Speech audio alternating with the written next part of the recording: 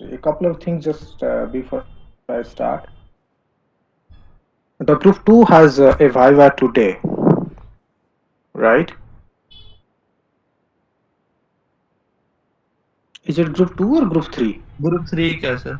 Group group 3 3 का sir. है sir. अच्छा ठीक है, तो ग्रुप 3 का भाई शायद नहीं हो पाएगा. I will be travelling in the afternoon.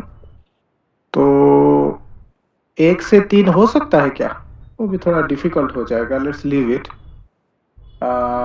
Next Monday को हम लोगों ने प्लान किया है ग्रुप 1 का करेंगे. ग्रुप 1 का जो भी प्रॉब्लम्स आया था लास्ट टाइम, तो शायद नेक्स्ट वीक थर्सडे को ही ग्रुप 3 का हो पाएगा भाई. ठीक है.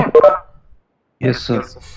ओके और सर। दूसरी बात यह है कि कल मॉर्निंग में तुम्हारी जो क्लास है 9:45 को, वो किसी दूसरे टाइम कर सकते हैं? सर दिन में कर ले। दिन में तुम्हारे प्रैक्टिकल है 3 बजे, तो उसके बाद अगर पॉसिबल हो पाएगा तो जैसे 4 से 5 कर दें। ठीक है. फिर मैं कल तुमको बताऊंगा. 9:45 को शायद नहीं होगा, फिर भी मैं तुमको और एक बार व्हाट्सएप में इन्फॉर्म कर दूंगा. अगर ले पाया तो मैं ले पाया, नहीं ले पाया तो we will see that how that can be adjusted in the afternoon. ठीक है. तो ये जो चीज ध्यान में रखना. ठीक है ना? Okay sir. Okay sir. शुरू करते हैं. ठीक है. लास्ट क्लास में हमने स्टार्ट कर दिया था स्टेरियो केमिस्ट्री. तो स्टेरियो केमिस्ट्री से जाने से पहले बस 1-2 चीज जो हमको ध्यान में रखना है. पहले से तुम लोग पढ़ रखे हो वो सब चीजें. पहला चीज है कि आइसोमर क्या है. आइसोमर क्या है वो तो तुम लोगों ने पढ़ रखा है. बस 1-2 चीज दोबारा मैं रिपीट कर देता हूँ. आइसोमर्स वो होते हैं जिनका मॉलिक्यूलर फॉर्मूला सेम होते हैं मोस्टली. ठीक है. मॉलिक्यूलर फॉर्मूला सेम रहेंगे, then we call them as isomers. That is the number 1 thing. अब अगर मॉलिक्यूलर फॉर्मूला सेम रहे के उनका स्ट्रक्चर अलग अलग होते हैं, then we call them as structural isomers. किसी को भी कोई डाउट है तो मुझे पूछना. ठीक है. If the structure will be different having the molecular formula same, then we call them as structural isomers. हम structural isomers बेसिक चीज है, वो पहले भी तुम लोग पढ़ रखे हो, तो उसकी अंदर नहीं जाएंगे हम, और वो हमारे सिलेबस में भी नहीं है. But just to repeat that what you have already taught in your schools, that structural isomers basics is that the structure would be different. Structure किस तरह से different होते हैं? Different chain में अलग अलग compound रहेंगे. एक ओपन चेन भी हो सकता है, एक क्लोज चेन भी हो सकता है ना? बस थोड़ा सा मैं तुमको आइडिया दे देता हूं, है ना? इसको भी हम स्ट्रक्चरल आइसोमर्स बोलेंगे. मान लो एक कोई चेन में है, और इसको क्या कहेंगे? इसको कहेंगे साइक्लोब्यूटेन, है ना? तो साइक्लोब्यूटेन को अगर मैं ओपन करके लिख दूं तो I can write that as CH3 single bond CH, double bond CH, single bond CH3. तो ये दोनों स्ट्रक्चरल आइसोमर्स हो जाए. इसको 1,3-ब्यूटाडाइन कहेंगे, इसको साइक्लोब्यूटेन कहेंगे. लेकिन अगर हम कैलकुलेट करेंगे तो basically the molecular formula is same. 4 carbon यहाँ पे भी है, यहाँ पे भी 4 कार्बन है, यहाँ पे 12 हाइड्रोजन है, यहाँ पे भी 12 हाइड्रोजन है. So this is one such case. दूसरा केस ये होता है पोजिशनिंग, जिसको हम पोजिशन आइसोमर्स कहते हैं. They are also coming under the structural isomerism. जिसे मैंने कल कहा था कि एक पेंटिन हो सकता है, उसमें 1-3 पोजीशन में लग सकता है, या फिर 2-4 पोजीशन में भी लग सकता है ना?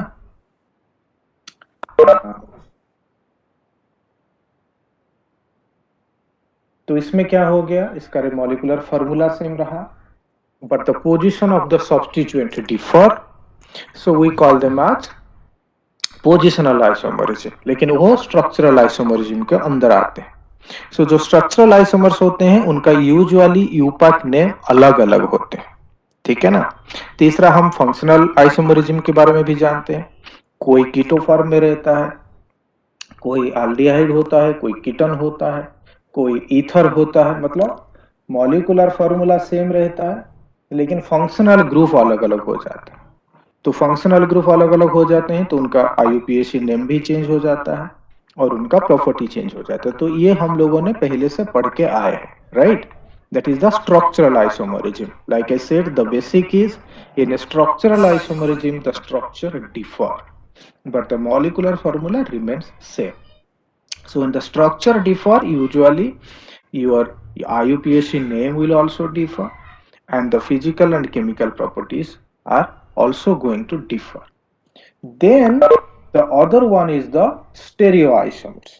स्टेरियोआइसोमर और स्ट्रक्चरल आइसोमर में ये डिफरेंस है, ये है stereoisomers are having same molecular formula, also having the same structure. Structural isomer में ऐसा नहीं होता, स्ट्रक्चरल आइसोमर में स्ट्रक्चर डिफरेंट होते हैं। स्टेरियो आइसोमर्स में स्ट्रक्चर और मॉलिक्यूलर फॉर्मूला दोनों सेम होते हैं। The only difference is the positioning, ठीक है। The positioning of the atoms in space are different. तो जो स्टेरियो आइसोमर्स होते हैं, those are the isomerism which is accounted in the 3D structures. 3D structure में उनका पोजीशन अगर change हो जाता है then we call them as stereo isomers, ठीक है। इतना डिफरेंस याद रखना, स्ट्रक्चर सेम रहेगा, मॉलिक्यूलर फॉर्मूला सेम रहेगा, आईयूपीएसी सेम रहेगा। स्ट्रक्चरल आइसोमर्स में सिर्फ मॉलिक्यूलर फॉर्मूला सेम रहेगा, स्ट्रक्चर अलग होगा, आईयूपीएसी अलग होगा। तो उनका भी अलग अलग प्रॉपर्टी होते हैं, इनका भी अलग अलग प्रॉपर्टी होते हैं। That means stereo isomers having the same molecular formula, same structure, positioning of the atoms can make one compound different from another. कौन है जो खुद को म्यूट नहीं किया है? So I gave you some examples last time around that the RS में दोबारा हम डिटेल्स में पढ़ेंगे, बट अभी के लिए हम इतना जान रखते हैं कि RS means the positioning of the substituents are different, and I gave you example that how the positioning of the substituent being different giving absolutely different property of those two isomers. Okay, इसका भी example दिया था। only positioning of the atoms change, one is caused blindness, the other one is used for the curing of tuberculosis. enantiomers S and R, उसका भी example मैंने दिया था कि one can bind to the receptor, receptors क्या होते हैं वो भी बताया था, और one cannot bind to the receptor. So it's more about the position of the atoms in space, ठीक है ना। और कल लास्ट क्लास में मैंने ये भी बताया था कि कन्फर्मेशन और कॉन्फ़िगरेशन में क्या डिफरेंस है। तो कॉन्फ़िगरेशन और कॉन्फ़िगरेशन और कन्फर्मेशन में जो बेसिक डिफरेंस है ये मैंने बताया था कि the configuration can not be changed by simple rotation, whereas the confirmation can change by simple rotation, ठीक है।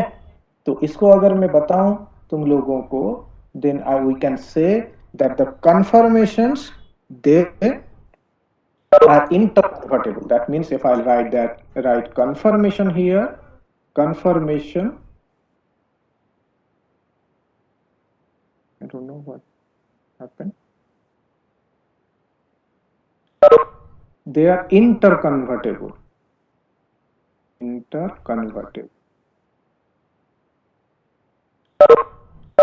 And they are also non-isolable.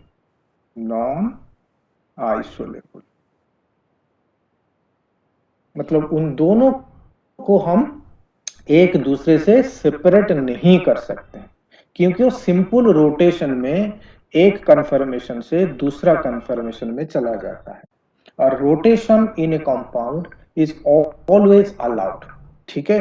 कहां पे अलाउड नहीं होते हैं उसको हम रेस्ट्रिक्टेड रोटेशन कहते हैं, उसके बारे में बाद में पढ़ेंगे।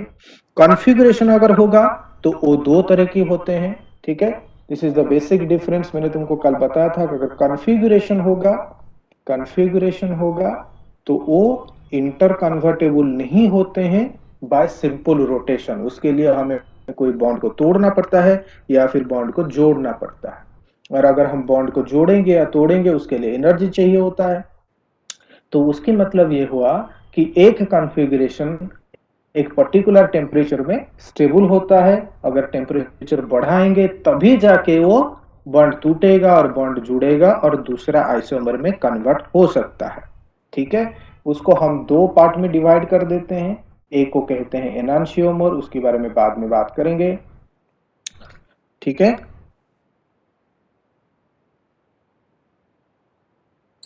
सर एनांशियोमर्स और डायस्टेरियोमर्स। ठीक है,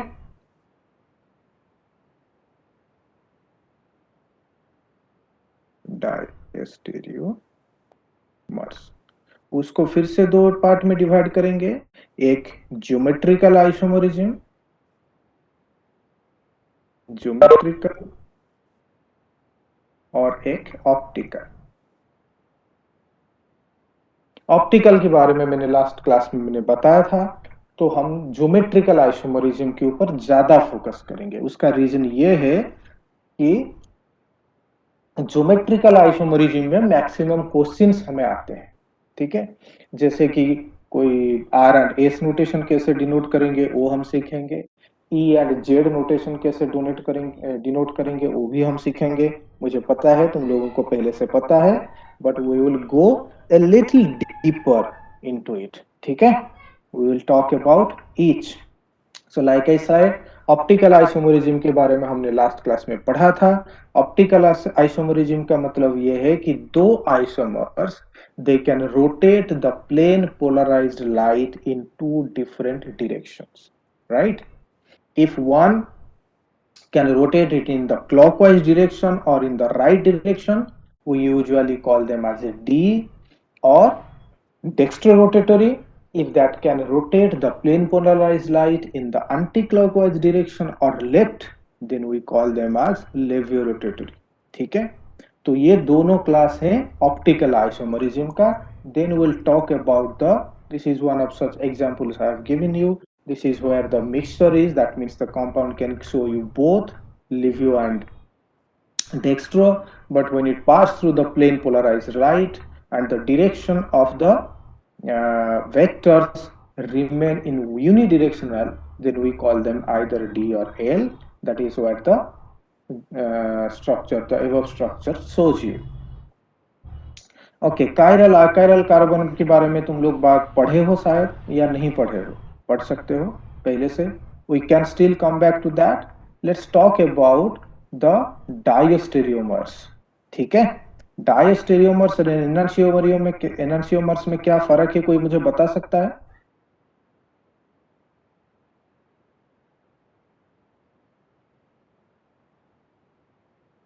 कोई बता सकता है? सर एनेंशियोमर्स जो दो इमेजेस होती है वो सुपर इम्पोज नहीं हो पाती और डायस्टेरियोमर्स की होती है। उल्टा कह दिया।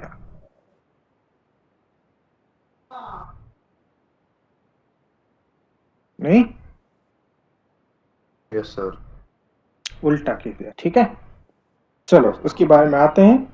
सो अब तक हमने क्या सीखा? Conformation is interconvertible by simple rotation. Configuration is not interconvertible by simple rotation. So to go from one configuration to another configuration, we have to either make or we have to break bonds. ठीक है, तो कुछ cases होते हैं geometrical isomerism show करने के लिए। मैं बोल देता हूं, तुम लोग पेन एंड पेपर रखना अपने पास, लिख लेना। ज्योमेट्रिकल आइसोमरिज्म के लिए दो कंडीशन होना जरूरी है। वो दो कंडीशन क्या है? पहला condition, geometrical isomerism can happen due to presence of a double bond और रिंग स्ट्रक्चर। ठीक है, ये कंडीशन लिख लो, डबल बॉन्ड और रिंग स्ट्रक्चर,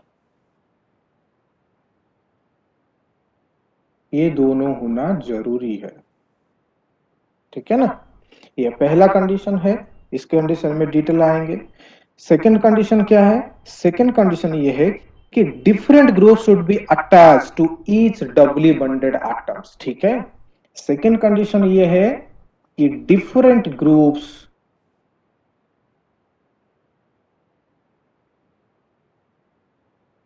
अटैच्ड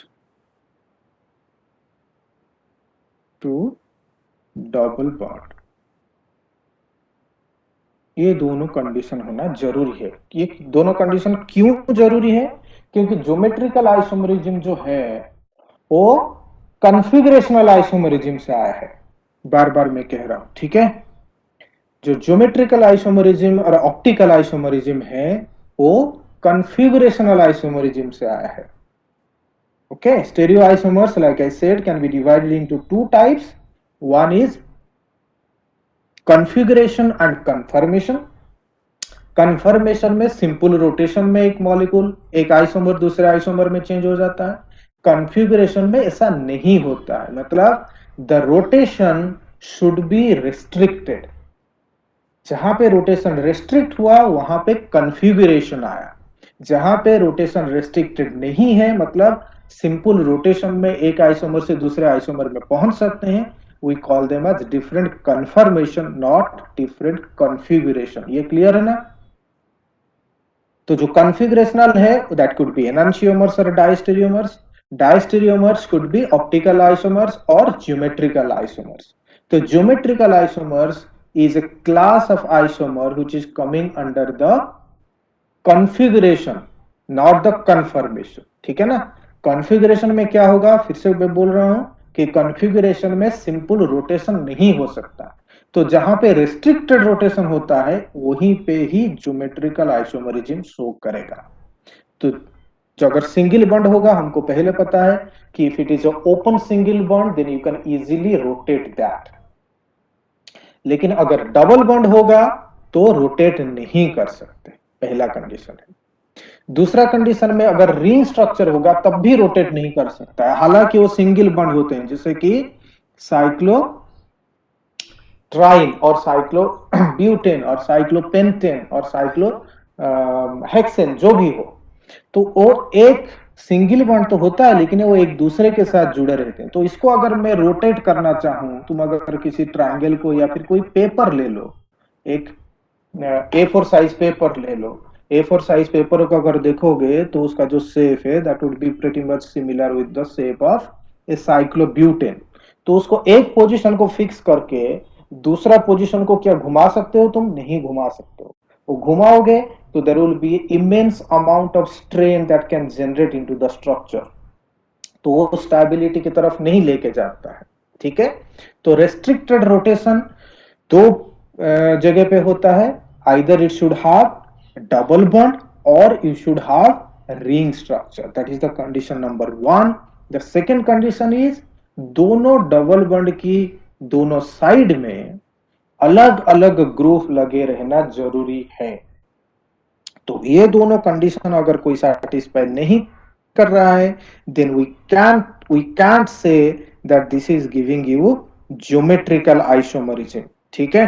कुछ एग्जांपल दूं, बता सकते हो मेरे को?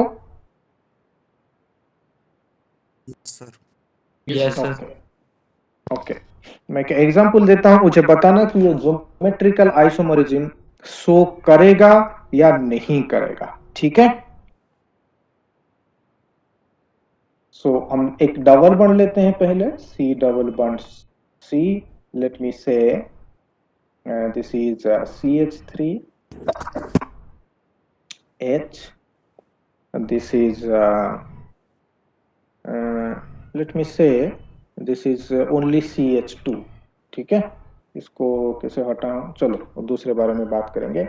Let's this is chlorine and this is iodine. क्या ये ज्योमेट्रिकल आइसोमरिज्म शो करेगा? करेगा सर। Yes sir. करेगा सर। अगर मैं इसको C double bond C CH3H और इसको CH2 कर दूं तो क्या ये ज्योमेट्रिकल आइसोमरिज्म शो करेगा? No sir. नहीं करेगा, ओके। अब और एक लेट मी टेल यू कि ये ज्योमेट्रिकल आइसोमरिज्म शो करेगा कि नहीं करेगा। Go back to another slide और ये मुझे क्विकली बताना। C11 CH3 ओके, यहाँ पे अगर मैं एक रिंग स्ट्रक्चर लगा दूं तो क्या होगा? लेट्स से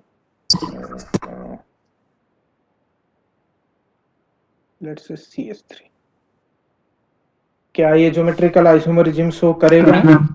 सर करेगा। या सर अगर मैं यहाँ से इसको हटा दूं तो तब नहीं करेगा। ओके, इसके लिए हम कैसे देखते हैं? उसको हाफ में कन्वर्ट कर देंगे तो देखेंगे कि अगर दो दो ग्रुप जो उसके साथ लगे हुए हैं वो दोनों अलग है या नहीं है। ठीक है ना? अच्छा, और एक एग्जांपल देता हूं। मान लो कार्बन कार्बन नहीं लेंगे, let's say carbon and nitrogen ले लेते हैं। Nitrogen, let's say this is OH, this is CH3 and H। क्या ज्योमेट्रिकल आइसोमरिज्म शो करेगा? Yes sir yes sir. कैसे? सर एन पे लोन पेयर है ना सर।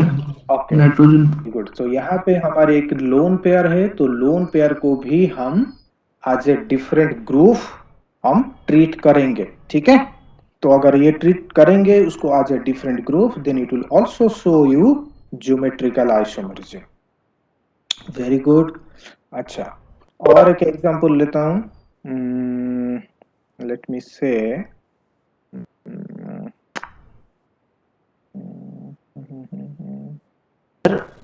इसी को, एक्सक्यूज मी सर।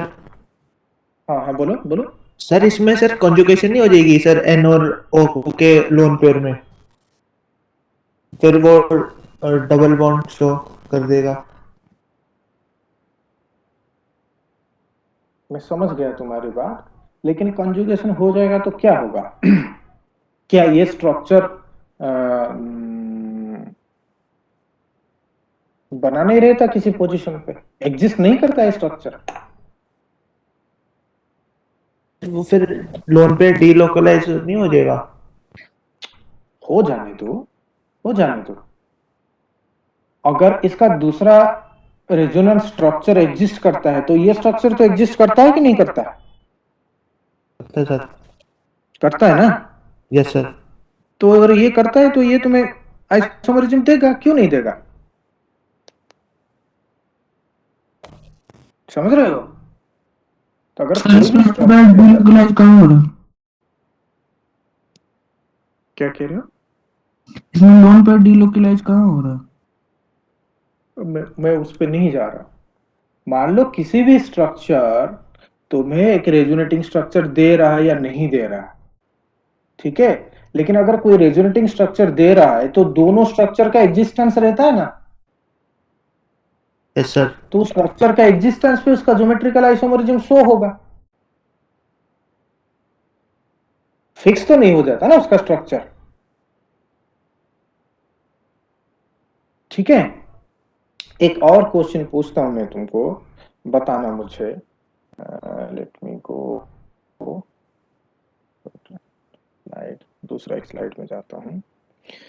ये मुझे बताना कि ये ज्योमेट्रिकल आइसोमरिज्म देगा या नहीं देगा। जो स्ट्रक्चर हमने यहाँ पे ड्रॉ किया था, मान लो सेम स्ट्रक्चर है, वो क्या था? C11 CH3, इसको इसमें जोड़ दिया था, है ना? यही स्ट्रक्चर था इसमें ये तो।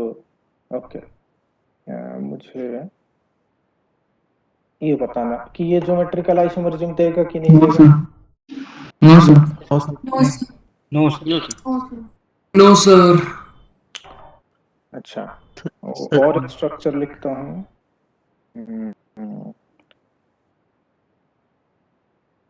ये ज्योमेट्रिकल आइसोमरिज्म देगा कि नहीं देगा? No sir. No sir. No sir.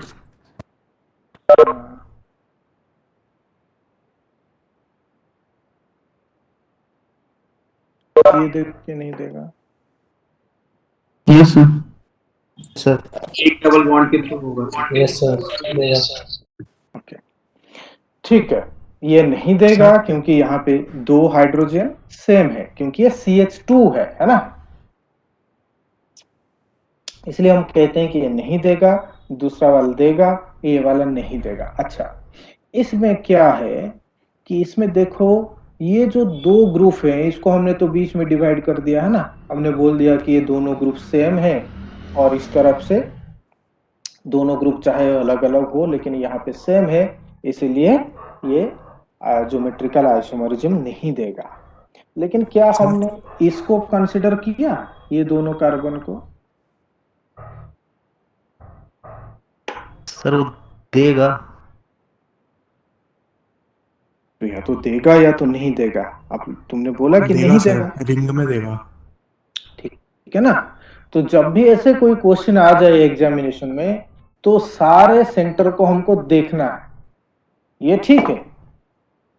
ये जो डबल बॉन्ड के अराउंड ज्योमेट्रिकल आइसोमरिज्म तुम्हारा नहीं हो रहा, लेकिन ये जो कार्बन कार्बन है इसमें ज्योमेट्रिकल आइसोमरिज्म हो रहा है, क्योंकि यहाँ पे तो अभी भी कार्बन का वैलेंसी सेटिस्फाई नहीं हुआ, यहाँ पे एक हाइड्रोजन भी है, यहाँ पे एक हाइड्रोजन भी है। तो अगर यहाँ पे हाइड्रोजन और हाइड्रोजन है तो वो अलग अलग है। अलग अलग है मतलब एक स्ट्रक्चर आ सकता है जहां पे दोनों क्लोरीन सेम साइड पे हो, और एक दूसरा स्ट्रक्चर भी आ सकता है जिसमें दोनों क्लोरीन ऑपोजिट साइड पे भी हो। तो मतलब ये कंपाउंड तुम्हारी ज्योमेट्रिकल आइसोमरिज्म देगा, ठीक है। तो कोई भी इस तरह से क्वेश्चन आ जाए तो आपको देखना है कि ये ज्योमेट्रिकल आइसोमरिज्म देता है या नहीं देता है। तो जितने भी कार्बन हैं वो सारे कार्बन सेंटर को देखना है, किसी एक मेजर कार्बन आटम को नहीं देखना है हमें, ठीक है ना।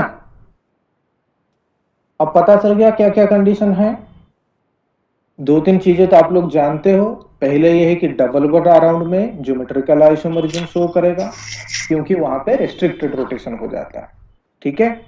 रिंग में भी रेस्ट्रिक्शन हो जाता है रोटेशन पे, तो वो भी तुम्हें ज्योमेट्रिकल आइसोमरिज्म देगा।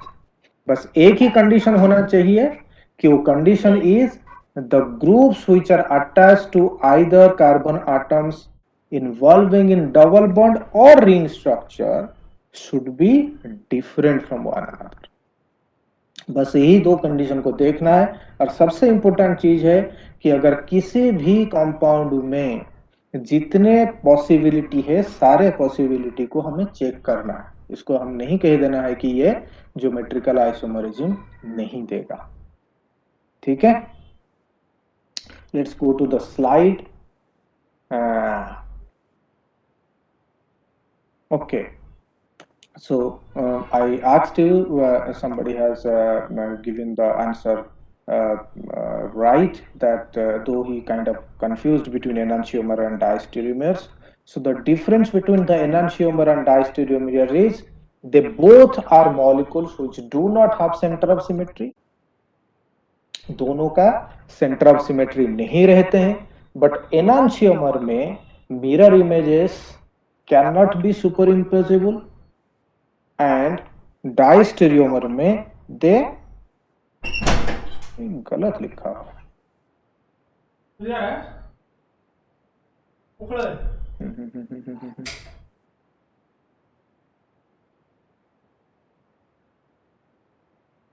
this is wrong. Anyway, we'll come back to the enantiomer after some time. So it will we are talking about the geometrical isomers, confined on that. तो ज्योमेट्रिकल आइसोमरिज्म से क्या क्या रूल था? दो rule थे। The rule would be either it would be a ring structure or a double bond, and the atoms which are connected to the ring structure or the double bond should be different. उसके बाद direct हम चले जाते हैं, we'll come back to the major compounds.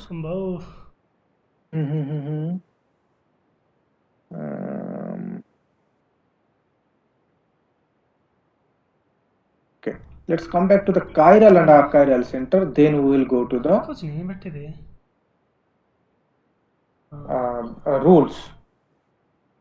तो आर्करल carbon atoms को पता है, when the images can be superimposed then you call it as a achiral carbon, उसका plane of symmetry रहता है। और अगर plane of symmetry रहता है then it can be optically inactive, मतलब it cannot rotate the plane polarized light in a single direction, so those are the achiral carbon।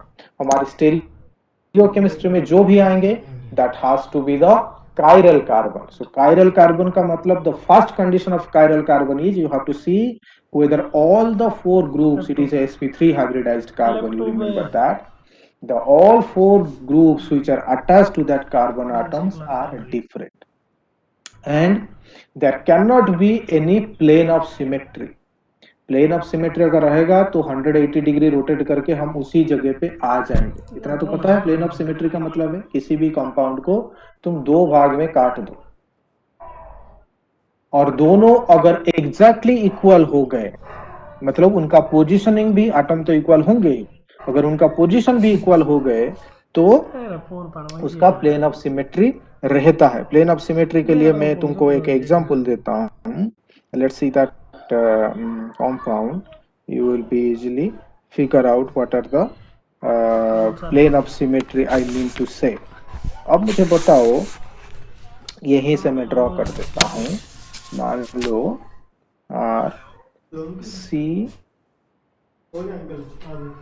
CN ये bold line पे है, CN ये डॉटेड लाइन पे है, OH and H, क्या इसका plane of symmetry है?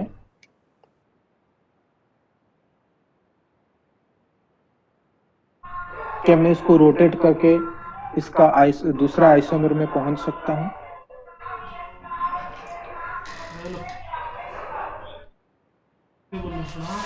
Are we connected? Yes. Yes इसको क्या मैं रोटेट करके उसका दूसरा आइसोमर में पहुंच सकता हूं? अच्छा, इसके बारे में मैंने लास्ट क्लास में बताया था, जो भी कोई बोल्ड है मतलब that is towards the observer, जब भी कोई लाइन है that means that is away from the observer. क्या मैं इसको रोटेट कर सकता हूं? यस सर ओके, रोटेट कर दूंगा तो क्या होगा? अच्छा, उसको मान लो मैंने रोटेट कर दिया 180 डिग्री में, तो मेरा जो बोल्ड लाइन था वो अब डॉटेड लाइन पे आ गया और जो डॉटेड लाइन पे था वो अभी बोल्ड लाइन पे आ गया। ठीक है ना, मैं उसको 180 डिग्री में रोटेट कर रहा हूं, देखना। अब देखो, अब ये भी तो 180 डिग्री पे रोटेट होगा कि नहीं होगा?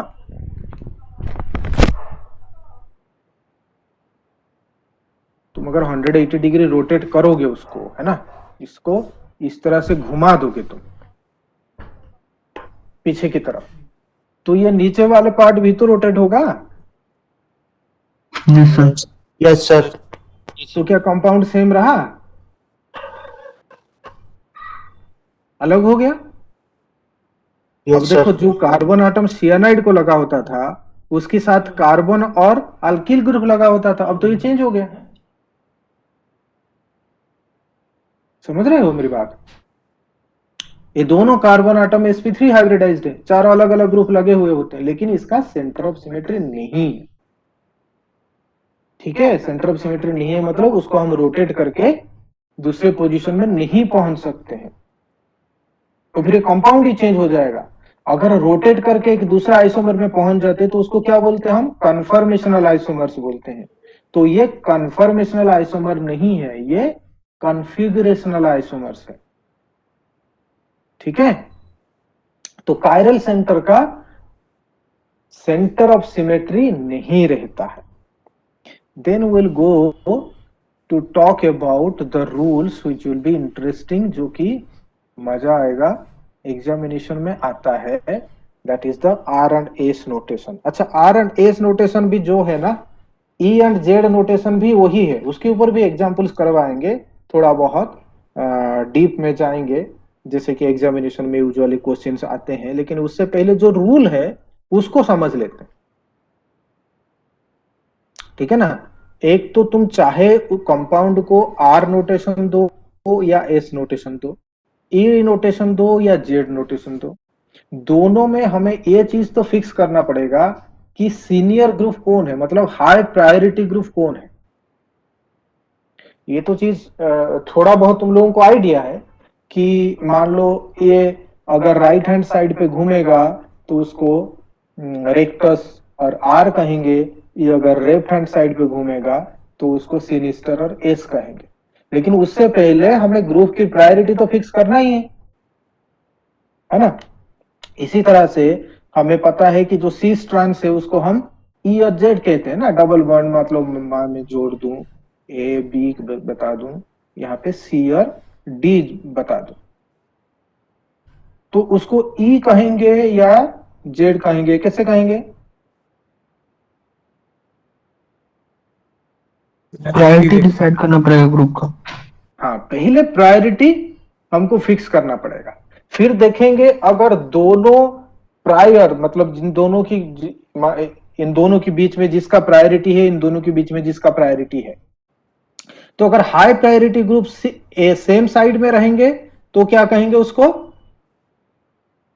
जेड कहेंगे, दिशा में, ठीक है। और अगर वो अपोजिट साइड पे रहेंगे तो उसको ई कहेंगे। इसी तरह से अगर हमारे प्रायोरिटी ग्रुप से कम प्रायोरिटी ग्रुप पे, ये चार जो जोड़ा हुआ है उसकी बाद में बताऊंगा, ये 1 2 3 4 में से हमें यूजुअली 4 को नेग्लेक्ट करते हैं, उसका थोड़ा बहुत ट्रिक भी होता है, वो भी बताऊंगा। लेकिन उससे पहले हमें क्या करना है, चाहे हमें किसी कंपाउंड को ई और जेड नोटेशन देना है या फिर किसी कंपाउंड को आर और एस नोटेशन देना है, उससे पहले हमें जानना जरूरी है कि प्रायोरिटी कैसे डिटरमाइन होता है ना। तो उसको क्या कहते हैं? CIP रूल, ठीक है। It is Cahn Ingold Prelog rule. तो वो पहले जान लेते हैं हम। It is a convention mostly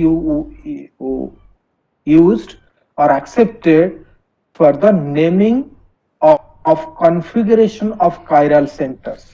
मतलब इसी रूल को फॉलो करके हम लोग पहले प्रायोरिटी को सिलेक्ट करेंगे, ठीक है। प्रायोरिटी को कैसे सिलेक्ट करेंगे, उसका कुछ रूल है, एक्चुअली 4 रूल है, ठीक है। स्टेप 1, स्टेप 2, ओके, यहाँ पे 2 दिया गया है, उसका एक्चुअली 4 रूल है। मैं तुमको बता दूंगा 4 रूल क्या है। पहला रूल है assign the relative priority to each group bonded to the asymmetric carbon centre. Group 1 could be high priority, group 2 could be second and group 3 could be third। उसका क्या मतलब है?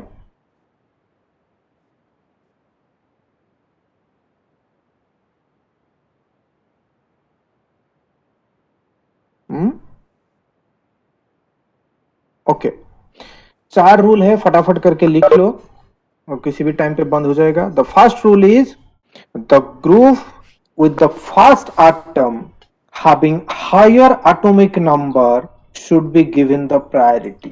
ठीक है, ये कार्बन आटम को अगर A B C D लगा हुआ है, मान लो किसी भी, ठीक है ना, A B C and D, जो पहला आटम लगा हुआ है उसका अगर एटॉमिक नंबर ज्यादा है then we will give them as high priority। For example, मान लो मैं ये कार्बन ले लिया, इसके साथ जोड़ दिया CHCl, एक क्लोरोफॉर्म है ना। कार्बन आटम एक क्लोरीन और 3 हाइड्रोजन के साथ लगा हुआ है। दूसरे को जोड़ दिया OH के साथ। इन दोनों में से किसका हाई प्रायोरिटी होगा? OH मिलेगा सर। O का होगा, वेरी गुड। क्योंकि जो हाई प्रायोरिटी है वो पहला आटम को दिया जाएगा। हालांकि अगर क्लोरोफॉर्म का हमने एटॉमिक वेट और डिसाइड करेंगे तो that would be higher than the atomic weight of OH। लेकिन जो पहला आटम है जो कार्बन को लगा है, इस केस में ऑक्सीजन है और दूसरा केस में कार्बन है, तो कंपैरिजन होगा between oxygen and carbon, not between chloroform and OH। ठीक है, वो कहता है पहला रूल। ठीक है, अगर दोनों सेम हो गए तो फिर हम जाएंगे सेकेंड को, राइट। यहां पे मान लो मैं यहां पे लिख दूं कि कार्बन CH2 CH2 CH3 और दूसरे में लगा हुआ है CH2 CH3। ठीक है। अब पहला आटम, दोनों में कार्बन लगा हुआ है, दोनों में दो दो हाइड्रोजन है, तो वो दोनों सेम हो गए। फिर हम जाएंगे दूसरे कार्बन को। दूसरे कार्बन में देखो पहला क्या है, ये जो दूसरा कार्बन है, मतलब I am talking about this one, एक में दो हाइड्रोजन और एक कार्बन के साथ जुड़ा हुआ, और नीचे तीन हाइड्रोजन के साथ जुड़ा हुआ है, मतलब दो दो हाइड्रोजन तो दोनों की सेम हो गए। जो तीसरा पॉइंट है वो एक हाइड्रोजन के साथ जुड़ा हुआ है, यहाँ पे कार्बन के साथ जुड़ा हुआ है, तो प्रायोरिटी किसको मिलेगा, इसको। लेकिन इन दोनों की पहला आटम अगर अलग अलग हो जाए तो जिसका एटॉमिक नंबर ज्यादा है उसको पहला प्रेफरेंस हमको देना पड़ेगा। ठीक है। सेकंड पॉइंट इज, अगर कंपाउंड सेम हो जाए, मतलब एटम अगर सेम हो जाए, उसका आइसोटोप रह जाए, then the higher mass of the isotope should be given the priority. For example hydrogen to deuterium to, उसके आगे टाइटेनियम भी जाओगे, तो जिस आइसोटोप का मास ज्यादा है उसको हम हाई प्रायोरिटी देंगे। ठीक है। और क्या एक रूल है, रूल ये है कि to assign the priority the part of molecule is bonded as a double bond, मतलब अगर मल्टीपल बॉन्ड होगा then each bond would be given equivalent number of single bonded atom. इसके बारे में मैं कल बोलूंगा। 11:30 हो गया है, बंद तो नहीं हो गया? Okay, so will start from the third rule. ये दोनों रूल सेम है, हम एग्जांपल करेंगे और ज्यादा क्लियर हो जाएगा। ठीक है। ये इंटरेस्टिंग है इसलिए